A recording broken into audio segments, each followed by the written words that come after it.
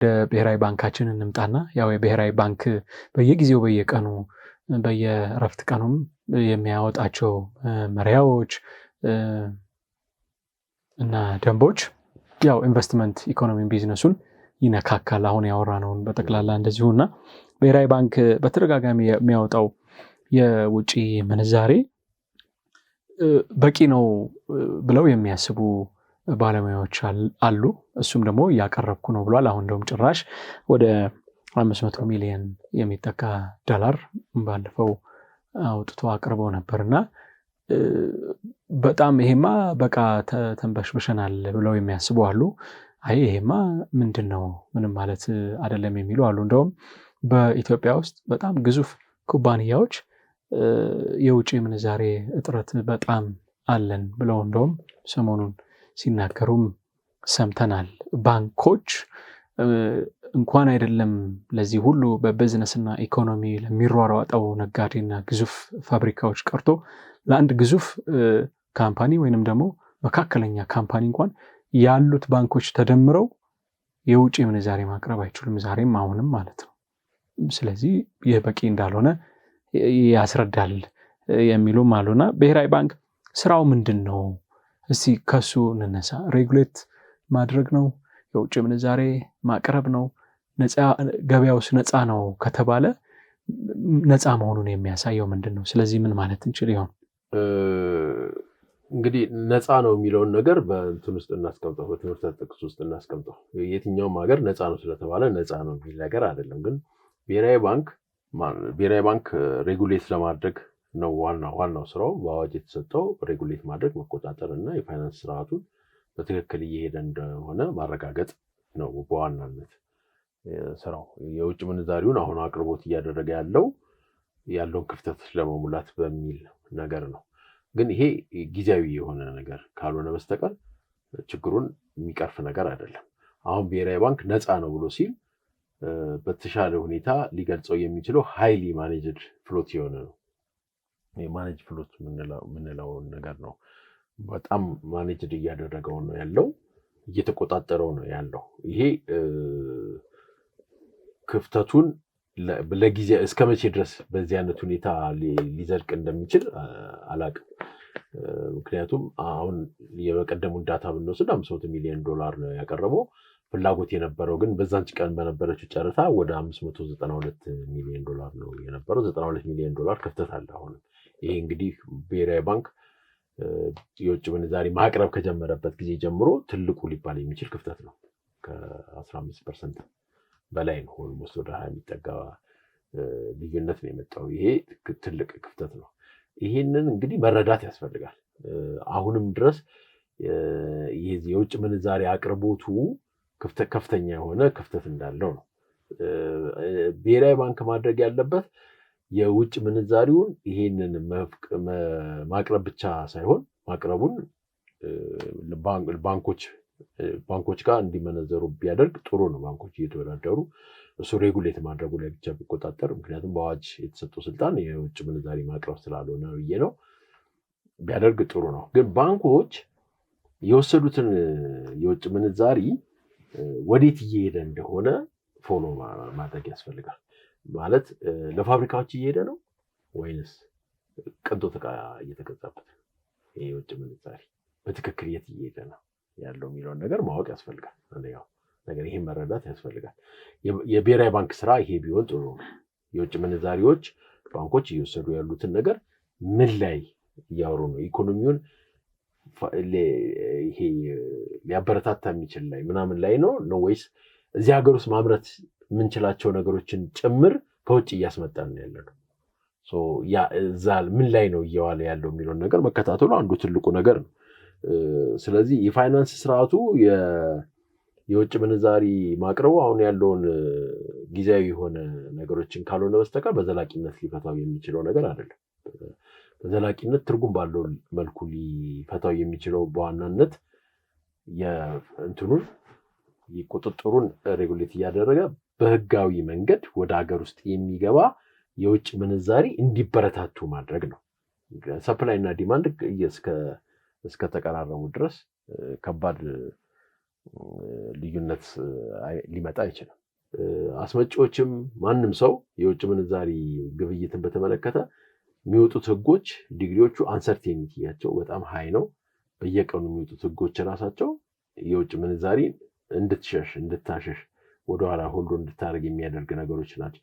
እዛ ላይ መምጫው መንገድ ላይ መስራቱ የተሻለ ነው እና ግብይቱን በተሻለ መጠን ህጋዊ ሆኖ ሰርኩሌት እንዲያደርግ መሆን አለበት። ኬንያ ውስጥ አንድ ኬንያዊ ሲፈልግ በውጭ ምንዛሪ ያስቀምጣል፣ ባንክ ውስጥ ያስቀምጣል። በፈለገበት ቀን ሄዶ መንዝሮ ያወጣል። መንዝሮ ያወጣና የሚገዛውን ገዝቶ ሲተርፈው ደግሞ መልሶ በውጭ ምንዛሪ ያስቀምጣል። ኬንያ ሽልንግን መልሶ አስቀምጦ በውጭ ምንዛሪ ያስቀምጣል። ስለዚህ ዛሬ አንተ የውጭ ምንዛሪ ባንክ ይዘህ ከሄድክ በውጭ ምንዛሪ መቀመጥ ትችላለህ። በምትፈልግበት ቀን እንዲመነዘርልህ መሆን አለበት። በዛሬው ቀን አስገብተህ ዛሬውን ያለውን ብር ሰጥተውህ በዛ ብር መንዝረው በኢትዮጵያ ብር ካስቀመጡልህ ነገ ይጨምር ይቀንስ ምንም የምታውቀው ነገር የለም። በዚህ ሞስት አሁን የኬንያ የውጭ ምንዛሪ እንትኗ አሁን ራሱ ወደ 4-5 ሽልንግ ቀንሷል። አሁን ሰሞኑን ራሱ 127-126 ምናምን ነገሮች ይሄ መተማመንን ይፈልጋሉ። ምክንያቱም ካሽ እና ይሄ የውጭ ምንዛሪ ምናምን ነገሮች ሃይሊ ቢልድ የሚሆኑት በትረስት ላይ ነው። በጣም ትረስት ይፈልጋሉ ሴንሲቲቭ ስለሆኑ እና ትንሽ ኮሽታ ከተሰማ ይጨምራል። ትንሽ ኮሽታ ከተባለ ደግሞ መረጋጋቱና ተስፋ ምናምን በሚኖርበት ሰዓት ውስጥ ይረጋጋል። ስለዚህ ሁልጊዜም የብሔራዊ ባንክ ስራ ምንድነው? ሜንቴን ማድረግ፣ ማረጋጋት፣ ስታቢሊቲውን መፍጠር፣ ህጋዊ የሆኑትን ስራዎችን መቆጣጠር ማለት ሬጉሌት ማድረግ፣ ኮንትሮል ሳይሆን ሬጉሌት ማድረግ። እነዚህ ነገሮችን ህጉን እንትን ማለት እነዚህም የተሰጡት የውጭ ምንዛሪዎች የተገኙትም የውጭ ምንዛሪዎች አፕሮፕሪየት የውጭ ምንዛሪ እንደ ሀገራዊ ሀብት ነው የሚታየው። ኢትዮጵያ ለምትፈልጋቸው ለልማት ስራዎች ውስጥ መዋል አለበት። ያንንም ደግሞ አብሮ መቆጣጠር ማለት ሬጉሌት ማድረግ ያስፈልጋል። ግን በውጭም ዓለም ሁሉም 100% በየትኛውም ዓለም ነፃ ገበያ ሙሉ በሙሉ ነፃ ገበያ ነው የሚባል ነገር የለም። የኢትዮጵያም ደግሞ ትንሽ ሃይሊ ማኔጅድ ሆኖ ትንሽ ኮንትሮሉ በዛ ያለ ይመስላል እና ገበያውን እንዳይረበሽ የውጭ ምንዛሪ የሚመጣባቸው መስመሮች ክፍት እንዲሆኑ የበለጠ መተማመን ህጋዊ መስመር እየሰፋ እንዲሄድ ማድረግ ያስፈልጋል። ይሄ እንዳለ ሆኖ አሁን የውጭ ምንዛሬውን ማን ስለዚህ ያቅርበው? ያው የውጭ ምንዛሬ ብቸኛው ተቆጣጣሪና አስተዳዳሪ ሪዘርቭንም ኪስ ውስጥም ስንት እንዳለ የሚያውቀው ማዕከላዊ ባንኩ ነውና ማን ያቅርበው? እንዴት ይሁን?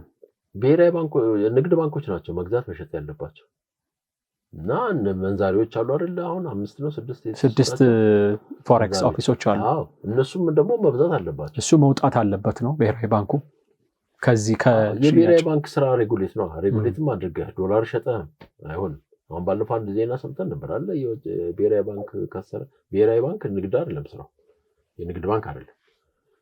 የውጭ ምንዛሪም ማቅረብ አይደለም አዋጅ ውስጥ ያለው። አሁን እኮ ጣልቃ የገባው እንትን ለማለት ማኔጀር ለማድረግ ነው፣ ኮንትሮል ለማድረግ ነው፣ ያለውን ክፍተት ለመሙላት ነው። ትረስት እምነት የለም። ግን በዋናነት መግዛትና መሸጥ ያለባቸው በአዋጁም የሚፈቀድላቸው ባንኮችና እነዚህ ህጋዊ ፈቃድ የተሰጣቸው የውጭ ምንዛሪ ግብይት ቢሮዎች ናቸው በዋናነት። ስለዚህ እነሱ ግን እነሱ ጋር የውጭ ምንዛሪ የሚገኝባቸው አንዱ ለምሳሌ የሬሚታንስ ነው። ከእንትኑም የሬሚታንስ የሚበልጥ ይመስለኛል በኢትዮጵያ ኮንቴክስት ከቡናም ከምናገኘው። አሁን ምናልባት ወርቅ እየበለጠው መጥቷል። እንግዲህ ወርቅ ገበያ ባለማጋ እየጨመረ ስለመጣም ጭምር ወርቅና ቡና ነው ያለው አገልግሎት ቀጥሎ። ሌላው ተቀጥረህም ሆነ ሰርቪስ ሰጥተህም ቢሆን ሆቴልም ምናምንም ቢሆን የውጭ ምንዛሪ የሚገኙትን ነገሮች ወደ ባንክ መሄድ አለባቸው፣ ወደ ኮሜርሻል ባንክ መሄድ አለባቸው። አት ዘ ሴም ታይም ደግሞ እዚህ ሀገር ውስጥ እሴት ጨምረህ በዶላር መሸጥና እዚሁ እኮ በዶላር ሸጠን እዚሁ መመንዘር መቻል አለብን እና የዶላርን ዲሬጉሌት መደረግ አለበት። ዲሬጉሌት ማለት ደግሞ ሰፋ ያለ መሰጠት አለበት። አሁን ሰፋ ያለ ተሰጥቷል የሚለው ነገር አይዳውት። የብሔራዊ ባንክ ዋና ስራ ሬጉሌት ማድረግ ነው እንጂ የውጭ ምንዛሪ ማቅረብ አይደለም። የውጭ ምንዛሪውን ማቅረብ ውስጥ የገባበት ክፍተቱ እየሰፋ ስለመጣ ነው።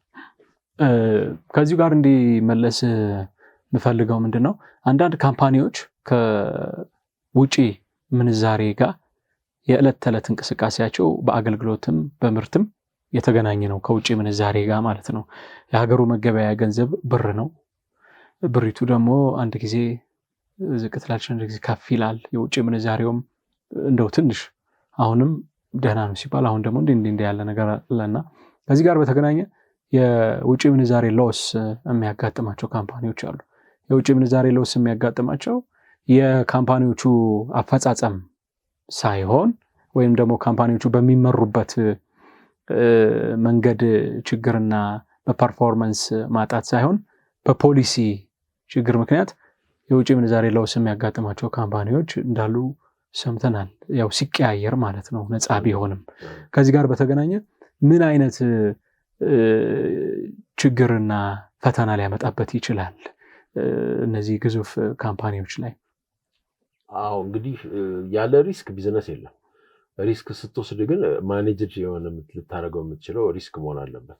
አንዱ ችግር ለቢዝነስ ሰዎች ከባዱ ነገር ይሄ የሚመጣውን አደጋ ፕሪዲክት ማድረግ አለመቻል ነው። ምክንያቱም ሬጉሌሽን የሚወጣው ዳይሬክቲቭ አይነት የሚወጡት ነገሮች ምን ሊመጣ እንደሚችል ራሱ ፕሪዲክት ማድረግ አትችልም። ግን የተወሰነ ነገሮች የምትጠብቃቸው ነገሮች ሊኖሩ ይችላሉ። ያ የጠበቀው ደግሞ ሳይሆን ሲቀር ሎስ ይመጣል። ምንም ብዙ ካምፓኒዎችም በዚሁ ምክንያት በውጭ ምንዛሪ የራሱ ለምሳሌ ቴሌ ራሱ በውጭ ምንዛሪ ለውጥ ምክንያት ባለፈው ለውጥ እንዳመጣበት ሲነገር ነበር። ይሄ እንዲህ አይነት ነገሮች ያጋጥማሉ። ለዚህ መድኃኒቱ ምንድን ነው? ለአንደኛ ነገር እኔ ይሄ ዲሴክሽነሪ የሚባለውን ፖሊሲ ነው እየተከተልን ያለው። እንደየሁኔታው ህግ መውጣት እንደየሁኔታው እንደዛ ሲሆን አስቸጋሪ ነው የሚሆነው። ፕሪዲክቴብል አይደለም።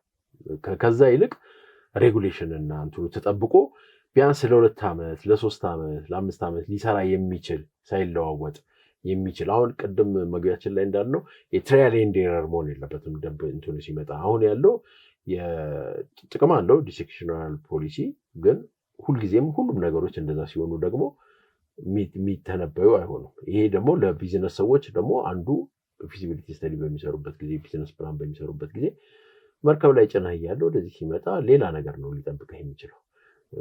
ወደብ ሲደርስ ሌላ ነገር ሊጠብቅህ ይችላል። የጉምሩክ ህጉ ተቀይሮ ሊሆን ይችላል። ዋቴቨር ብዙ ነገሮች ሊመጡ ይችላሉ። ያንን ደግሞ ከባድ የሚያደርገው ምንድነው? አትሊስት ለረጅም ጊዜ እንኳን የሚቆይ አለመሆኑ። ወጣ ኦኬ ብለህ በዚህ አስተካክለህ እንደገና ደግሞ ስትገባ ወደ ቢዝነስ ውስጥ ደግሞ ሌላ ነገር እሱን የሚያፈርስ ነገር ከመጣ ደግሞ አስቸጋሪ ነው የሚሆነው። በዚህ ምክንያት ብዙ ድርጅቶች ሎስ ያጋጥማቸዋል። ከባዱ ነገር ደግሞ ሎስ ካጋጠማቸው በኋላ ያንን ሎስ ማስረዳት መቻል ራሱ ከባድ ነገር፣ ተቀባይነት ማግኘት ሎስ ከኦዲት ጋር በለው ከፋይናንስ ማስረዳት ጋር ከምንም ጋር ያንን ማስረዳት መቻል ራሱ በጣም ከባድ ነው። ቅድም ያነሳነው የዳታ ጉዳይም ራሱ ትልቅ ኢሹ ነው። ለምሳሌ የጉምሩክ ለምሳሌ ዳታ ኮሌክት በሚያደርግበት ጊዜ እዛ ጋር የተቀመጠው ሰው እና እዚህ ጋር የተቀመጠው ሰው ለአንድ ዕቃ በአንድ ቀን ውስጥ የሚገቡትን ነገሮችን የተለያዩ ነገሮች ሊወሰንብህ ይችላል። አንድ አስመጪ ከውጭ አስመጥቶ ዕቃው ጉምሩክ ገብቶ ወጥቶ ደንበኛው ጋር እስከሚደርስ ድረስ ያለውን እንትን መጀመሪያ ፕሪዲክት ማድረግ አይችልም። ፕሪዲክት አለማድረጉ ብቻ አይደለም፣ ኦልሬዲ ከጉምሩክ ከፍሎ ጨርሶ አውጥቶ አከፋፍሎ ሸጦ ከጨረሰ በኋላ ከ1 ዓመት በኋላ ያን ያወጣው ዕቃ ዲስ ማች ዲፈረንስ አለው ተብሎ እንደገና ሊጠየቁ ይችላል። ኦልሬዲ እኮ ሸጠዋል ያንን ዕቃ በወጣበት ዕቃ በምናምን ከዛ ልዩነቱን እንድትከፍል ትቀደዳለህ። እንዲህ አይነት ነገሮች የሚመጡት ከዳታ ክፍተት ነው።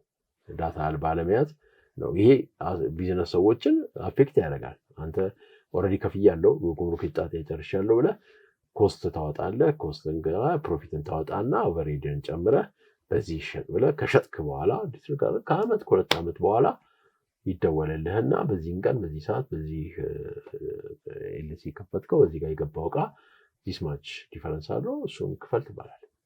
ኦልሬዲ ሸጠዋል እኮ እንደገና እዛ ላይ ጨምረህ እንኳን መሳሰብ አትችልም። እንዲህ አይነት ነገሮች አሉ። ስለዚህ የፖሊሲ ሜከሮች ይሄንን ለዚህ መፍትሄ ማቀበል አለባቸው። አንሰርቲኒቲ መሆን የለበትም። የሚወጡት ሬጉሌሽን አንደኛ እሱ ነው። ሁለተኛ ደግሞ ፕሪዲክቴብል ሊሆኑ መቻል አለባቸው። ያለ ቢዝነስ ፕላን አይሰራም፣ ያለ እቅድ አይሰራም። ስለዚህ አስመጪዎችም ነጋዴዎችም ሁሉም ሸማቹም ምኑም እንደዚህ ዋጋዎች በየጊዜው እየጨመረ ሊሄድ የሚችለው አንዱ ምክንያት ኤክስፔክቴሽን ስለሆነ የሚጨመረውን ነገር ነጋዴውን ማወቅ አለበት። ኢንፎርሜሽን ዲሲሚኔት መሆን አለበት። የሽግግር ጊዜ መኖር አለበት ተግባሩ እስከሚደረግ ድረስ። ሌላው እዚህ የውጭ ምንዛሬ ላይ እንቆይና አሁንም ኢትዮጵያ ያው የታወቀ ነው ወጪና ገቢዋ አልተመጣጠነም እስካሁን ድረስና የውጭ ምንዛሬ አሁን ለምሳሌ ከወጪ ንግድ ዘንድሮ ባለፈው አመት ነው ወደ 8.5 ቢሊዮን ዶላር ተገኝቶ ነበር ተብሏል። ጨምሯል፣ ብቻ እያደገ ነው ተብሏል። ዞሮ ዞሮ ከውጭ ደግሞ የምናስገባቸው ሸቀጦች ኢቨን እዚህ ሀገር እንኳን ማምረት የሚቻሉ ነገሮች በዛ መተካት እየተቻለ የማይመጣ ነገር የለም። አሁን ደግሞ ጭራሽ አስተውለህ ከሆነ የሊከር ሃውስ ቤት አዲስ አበባ በጣም በዝቷል። ማለት በየትኛውም ሀገር ላይ ሊከር ሃውስ ውጭ ሀገር ላይ በአንድ ወረዳ የተወሰነ ነው ያለው ሊከር ሃውሶች ማለት ነው። አሁን ምናልባት ስዊድን ሀገር ላይ የሆነ ከተማ ወረዳ ስትሄድ ሲስተም ቦላጌት ይሉታል። በቃ የሚከፈተው ጠዋት 4 ሰዓት ነው፣ የሚዘጋው ማታ 10 ሰዓት ነው። ሌላም ሀገር ላይ እንዲህ ያለ የተለዩ ናቸው። ያ የውጭ ምንዛሪ ነው ሊከር ማለት። እኛ ሀገር ጋር ስትመጣ ማስቲካው ሊከር ሃውሱ አንዳንድ ከተማማ በቃ ተደርድሮ ነው የምታየውና ይሄ ምንድነው? የውጭ ምንዛሪ ነው። ቅድም አንስተዋል። የት ነው የሚሄደው የውጭ ምንዛሪው? ይወጣል፣ ግን ሲመጣስ ወደዚህ ሀገር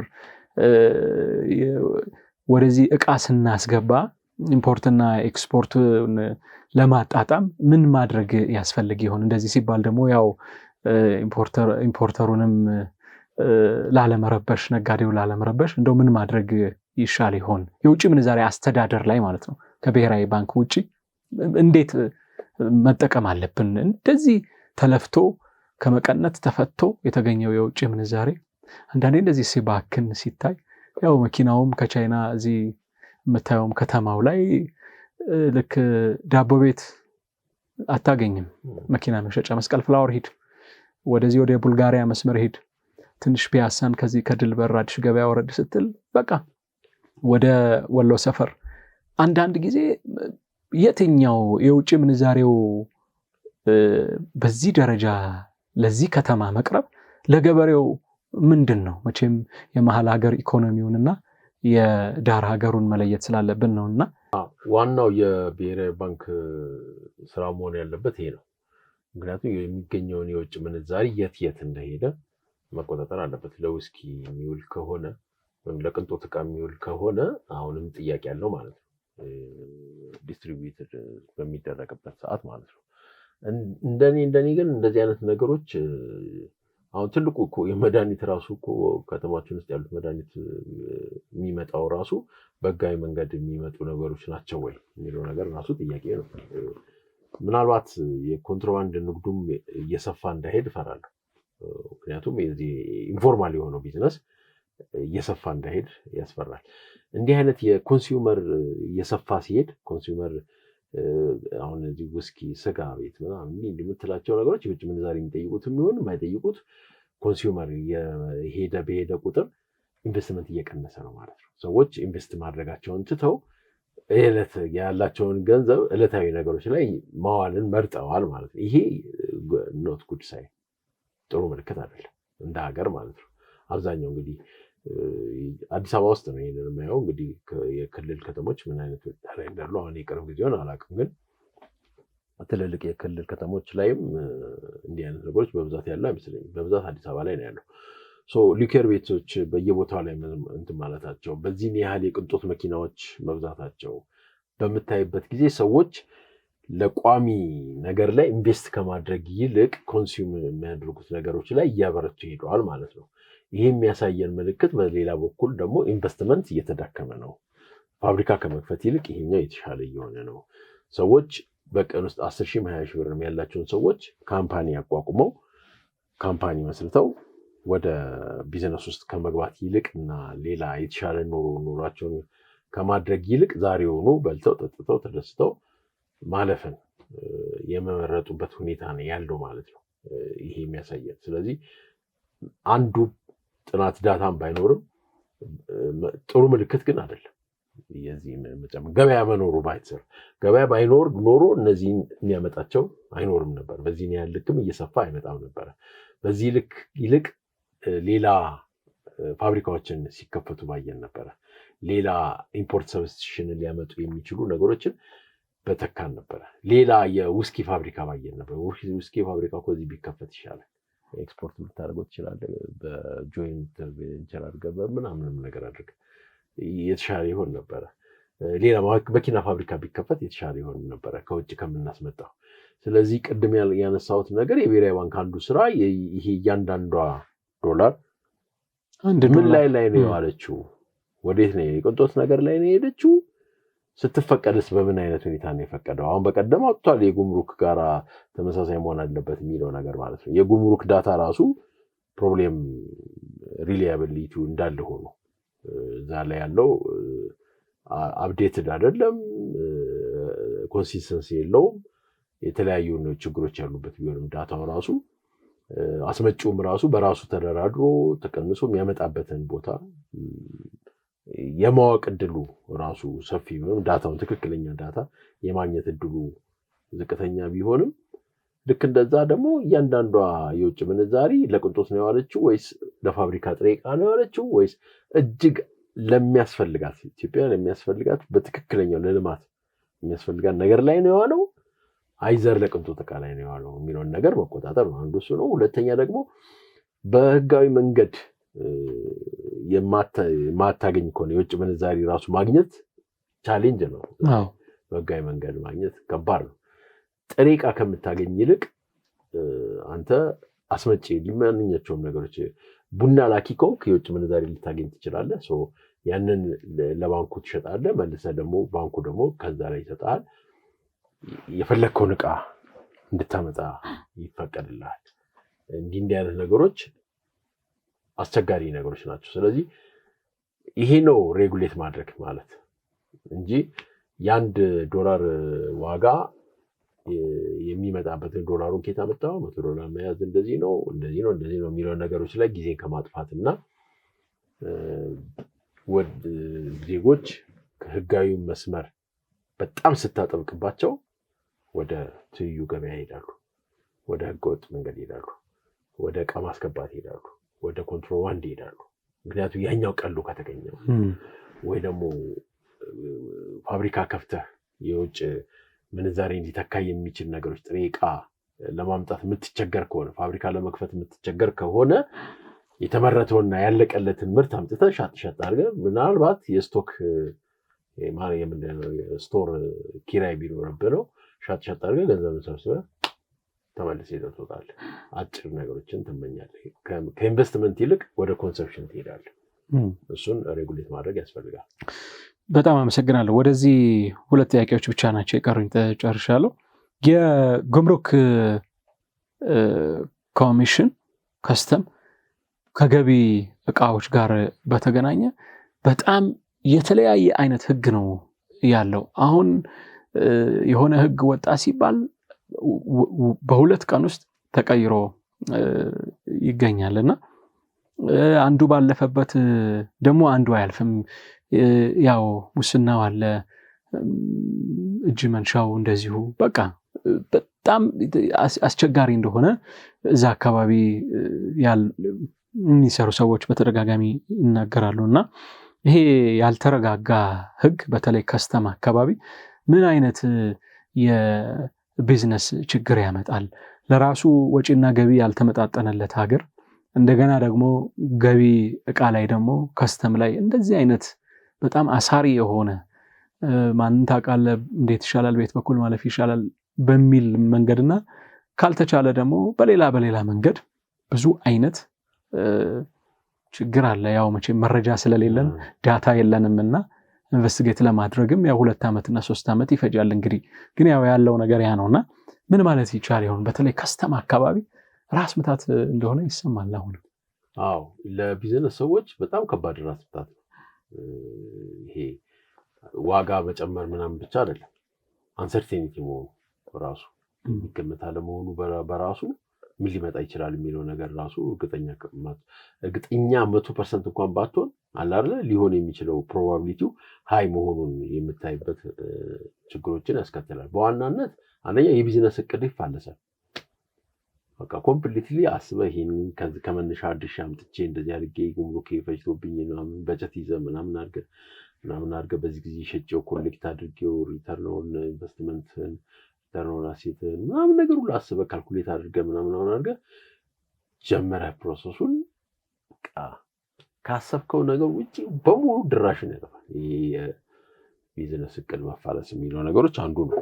ሌላው ሁለተኛው ነው የፍትሃዊነት ጥያቄ ነው። ፍትሃዊነት ሊመጣ የሚችለው ህጎች ሲወጡ የሆነ ቀድሞ ወይ ያስገቡት ተጠቃሚ ይሆናሉ፣ አንተ ወደ ኋላ በመቅረት ተጎጂ ትሆናለህ፣ ወይ ወደ ኋላ በመቅረት ተጎጂ ትሆናለህ። ከፊት ያስገብተህ ከሆነ ያ ትመታለህ፣ ልትተወው ትችላለህ፣ አድጀስት ልታደርገው ትችላለህ። ይሄ በተለዋወጠ ቁጥር የፍትሃዊነትም ጥያቄ አብሮ መነሳቱ አይቀርም። እነዚህ ነገሮች አሉ። የረጅም ጊዜ ጉዳትም ሊያመጣ ይችላል። ቢዝነሱን ሙሉ በሙሉ ሊያዘጋውም ይችላል። ኢንቨስት ያደረግከውንም ገንዘብ ሁሉ ልትከስር ትችላለህ። ይሄ ምንም እንትን ነገሮች ይችላል።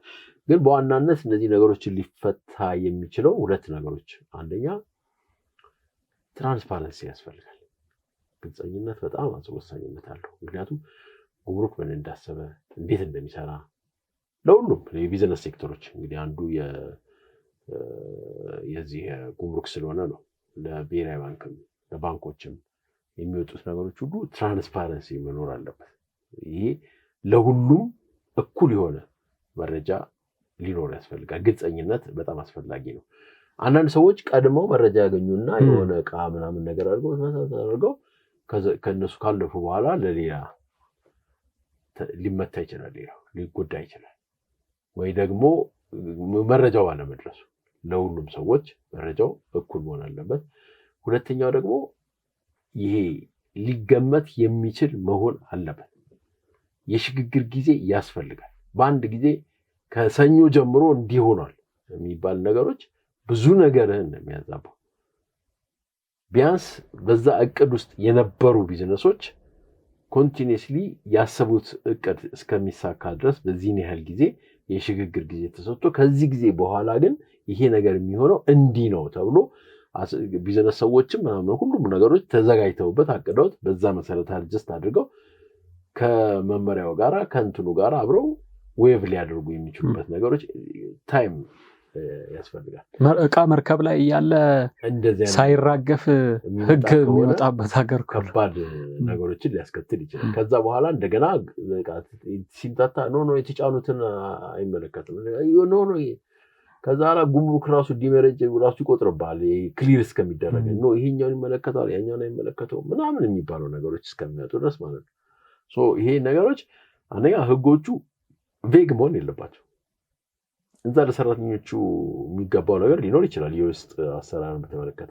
ነገር ግን ተገልጋዩ ማህበረሰብም ደግሞ በክሊር ሊገባው በሚችለው አረዳድ ይሄ ነገሮች ሊፈጠሩ እንደሚችሉ ማወቅ አለበት እና አንድ ከውጭ የሚያስመጣም ይሁን ምንም የሚያመርትም ይሁን ከመነሻው ጀምሮ እዚህ ድረስ ያለውን ፕሮሰስ እና የጉምሩክ እና የቀረጥ ሲስተሙን አልፎ እስከሚወጣ ጊዜ ድረስ ያለው ነገር በደንብ ሊገባኝ ያስፈልጋል። በዛ ፕሮሰስ ውስጥ ማለፍ አለብኝ። ከዛ በኋላ ግን እኔ ከሄድኩ በኋላ ከፍዬ ምናምን ከወጣ በኋላ ከአንድ ዓመት ከሁለት ዓመት በኋላ ኖ ተብሎ የሚመጣ ነገር ካለ እኔ እንዴ በምን አይነት ነገር ነው ተጠያቂ ሊሆን የሚችለው? ግን በርደኑ የሚመጣው የቢዝነስ ሰዎች ላይ ነው። እነዚህ ሁለቱ ነገሮች በጣም ወሳኝነት አላቸው ማለት ነው። መቼም የመጨረሻ ጥያቄ የማደርገው የምናስገባው ዕቃ ይበዛልና ምንልከው ስለሚያንስ እዚህ ከጉምሩክ አካባቢ አንድ ጥያቄ ላንሳ። ብሔራዊ ባንክ በጣም ብዙ ቀዳዳዎችን እየደፈነ ይመስላል። አሁን ያው ሰንበትም ሳይቀር መመሪያና ህግ እያወጣ ነው። አንዱ ሲባል ያው መቼም የሀገር ፍቅር ከሌለ ብሔራዊ ባንክም ሆነ ሌሎች ሬጉሌተሪዎች ህግና አሳሪ ጥብቅ የሆነ መመሪያዎችን ሲያወጡ የሀገር ፍቅር የሌለው ወይንም ደግሞ ለህዝብ የማያስብ በስልጣንም ላይ ያለን ቢሆን በተዋረድ ቀዳዳ ፈልጎ ችግር ይፈጥራል። ይሄ ያው የታወቀ ነውና ያንን ለመድፈን ይመስላል ብዙ አይነት ቀዳዳዎችን ለመድፈን እግር በእግር መመሪያዎችን እያየን ነው እና ባለፈውም ባንኮች ለተመረጡ የገቢ እቃዎች የጉምሩክ ዋጋ እንደ አመላካች ዋጋ እንዲጠቀሙ ይኸው የኢትዮጵያ ብሔራዊ ባንክ ማዕከላዊ ባንኩ አውጥቶ ነበር እና ብዙ አልተነሳም ይሄ ነገር 1 2 3 ብለን የምናነሳው እንደመደመው ነገር አይደለም። ምክንያቱም ይታወቃል የምንልከው ትንሽ ነው የምናስገባው በጣም ብዙ ነውና ምን ማለት ነው ይሄ አስመጪዎች ምንድነው የመጣላቸው ወይም ደግሞ የመጣባቸው? አስመጪዎች የሚፈልጉትን ያህል የውጭ ምንዛሪ ከባንክ የሚያገኙ ከሆነ እንደተባለውም ጥሩ ነገር መጥቶላቸዋል።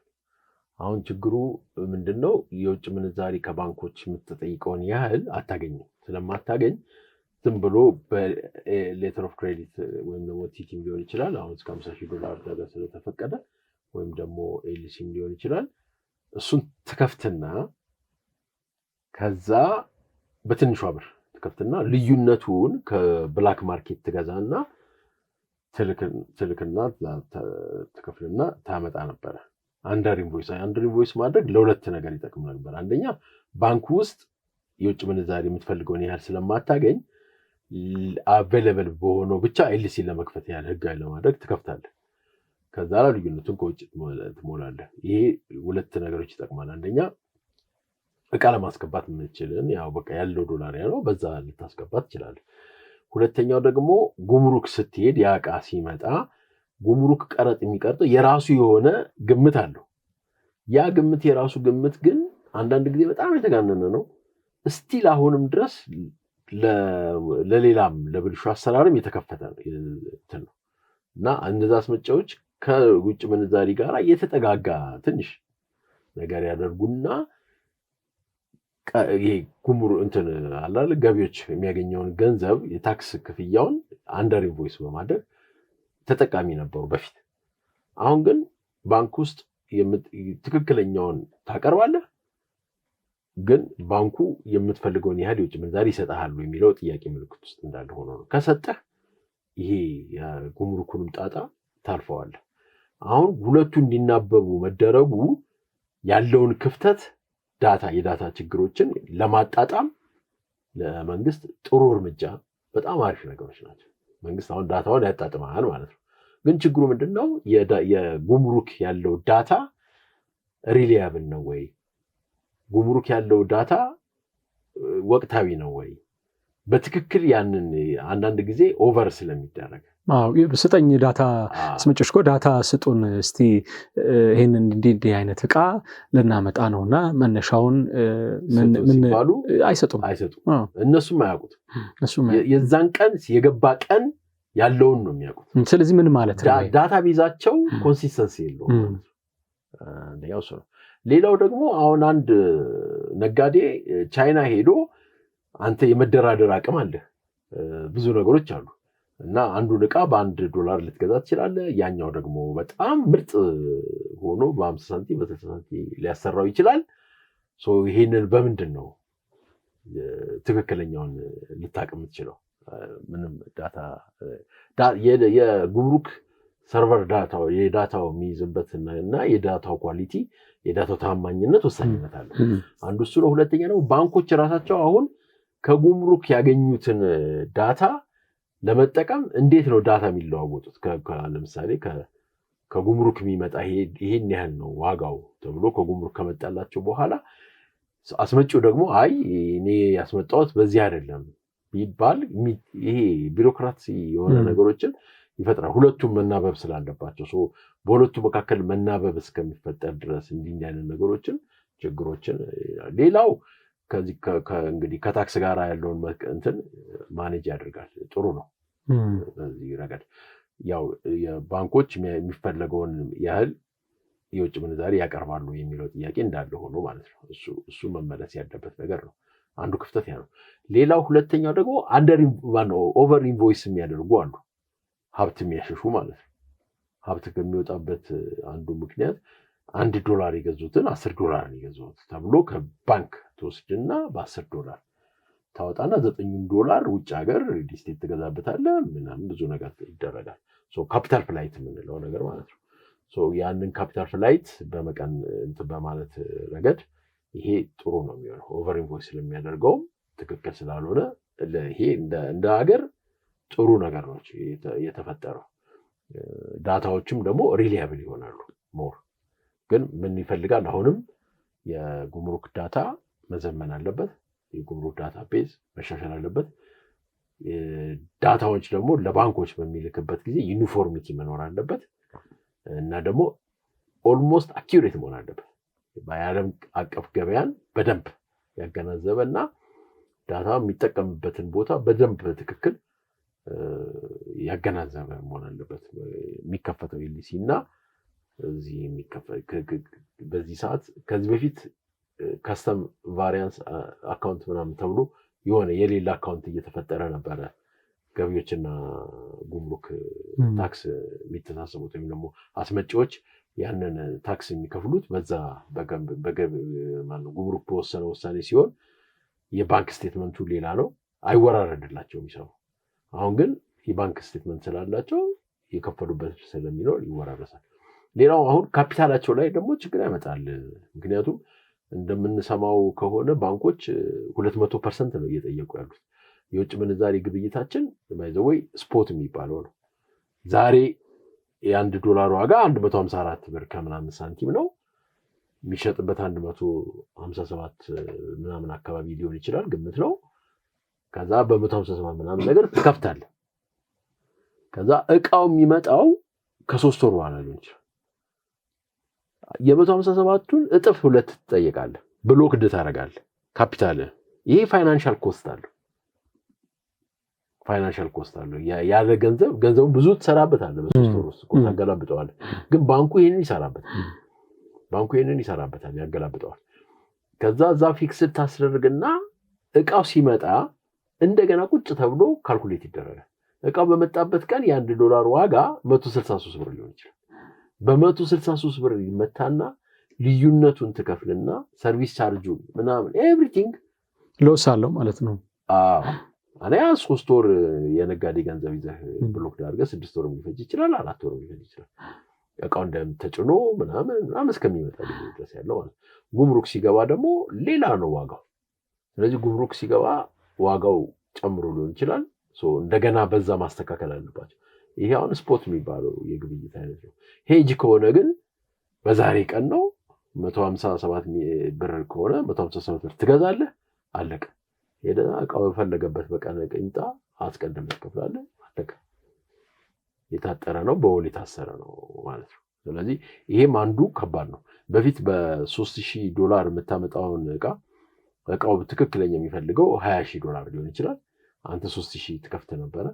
አሁን ግን በ17000 ልትከፍት ነው ማለት ነው። $17000 ደብል ልታደርግ ነው ማለት ነው። $17000 የሰርቪስ ቻርጅ ልትከፍል ነው ማለት ነው። $17000 እጥፍ ያህል ደግሞ ለ3 ወር እዛ ብሎክ ዳስደርገህ ካፒታል ታስሮ ሊቀመጥ ነው ማለት ነው። ያይዛ የ3 ወሩ የገንዘብ ዋጋ ደግሞ አለ። እሱን ሁሉ አስመጪው ማን ላይ ነው የሚደምረው? እቃው ላይ ደምረው። ያው እቃው ደግሞ ለተገልጋዩ ሸማቹ ደግሞ ይጨምርበት። የገቢ ጥሬ ዕቃም ቢሆን ልክ እንደዛው ነው።